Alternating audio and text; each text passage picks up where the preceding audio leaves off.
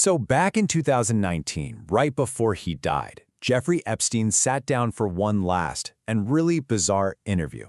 Now, on the surface, he looks like he's projecting pure confidence. But when you do a deep dive, a behavioral analysis, something else comes into focus. A story that's been carefully built, full of tells, major omissions, and a psychological profile that just, well, it doesn't add up. Right out of the gate, the interviewer hits him with these incredibly direct questions. But here's the thing, it's not really about the questions, as revealing as they are, it's all about Epstein's performance.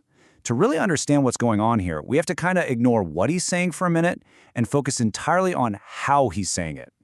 So, to really get what's going on, the analysis starts by breaking down his nonverbal toolkit. See, he's not just talking, he's using a very specific set of gestures and expressions to construct a story and, pretty subtly, to tell you, the audience, exactly how you're supposed to feel about it. Okay, so one of the first tools the analysis points to is something we all do, usually without even thinking about it, the eyebrow flash. It might seem like a tiny little gesture, but believe me, it is packed with social meaning. Right, so normally, you and we'd use this for one of three things. To put some emphasis on a word we're saying as a sort of greeting, or to show that we're surprised. It's basically a nonverbal signal that means, hey, pay attention to this. But here's where it gets really interesting. The analysis shows Epstein uses this in a really unique way. He doesn't flash his eyebrows during a key word. Nope, he does it right after he's finished a thought. It's almost like a nonverbal exclamation point, signaling to you, hey, that thing I just said, yeah, that was important. Like, check this out. When he's describing his jail unit, he says it was for the roughest, toughest, meanest people. And then, boom, the quick flash comes right after. It's a deliberate little trick he's using to add dramatic weight and shape how you perceive his story. And that's not the only tool in his bag, right? We also see him do the steeple, where the fingertips touch. It's a classic gesture meant to project confidence, and he does it a lot when he talks about being in jail. He also uses what are called emblems. These are gestures that basically replace words, like when his hand clutches his neck to physically act out the idea, I'm in big trouble. So what's the point of all this? What's the story he's trying to sell us with all these tools? Well, he's crafting this whole narrative where he's the hero in a tough spot, kind of like a modern-day hero from a prison movie. He's painting this picture of being totally cut off from the world, claiming he only got 2 collect calls a day and had to make this huge strategic decision about who was important enough to get one. It's a detail that's designed to make you feel as hardship, but also, at the same time, to remind you of his continued importance. I mean, it sounds like this epic story of survival and strategy, right? But the whole thing just completely falls apart when you find out the one crucial fact he conveniently leaves out of the story. And get ready for this. While he's telling this dramatic story of being so isolated, Epstein was actually on a work leave program. That meant he was allowed to leave the jail for 12 hours a day, 6 days a week, to go to his office. Yeah, that one little detail just blows his whole story to pieces. The dramatic tale of choosing who gets one of 2 precious phone calls. It's all performance, because he could have made any call he wanted from his office, all day long.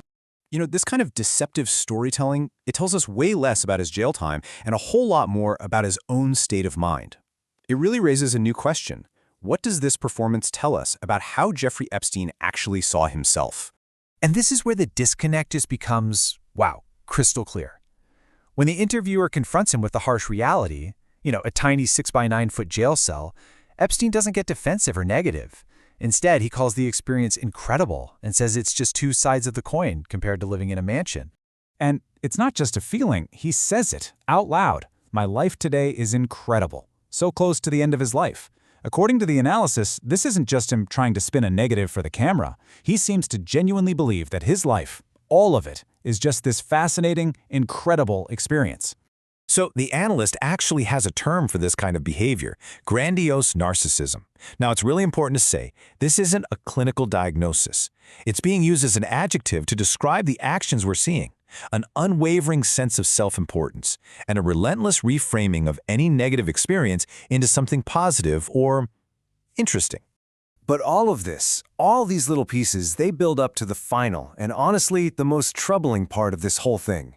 The analysis points to this profound disconnect between the man we're watching in this interview and what we know about what happened to him in the end. There's this one moment, it's super subtle but really telling, when he's talking about the short phone cords in jail. Listen to his word choice. They were afraid people are going to hang themselves. It's a classic example of what's called distancing language. He's separating himself from that at-risk population. It's not we, it's people.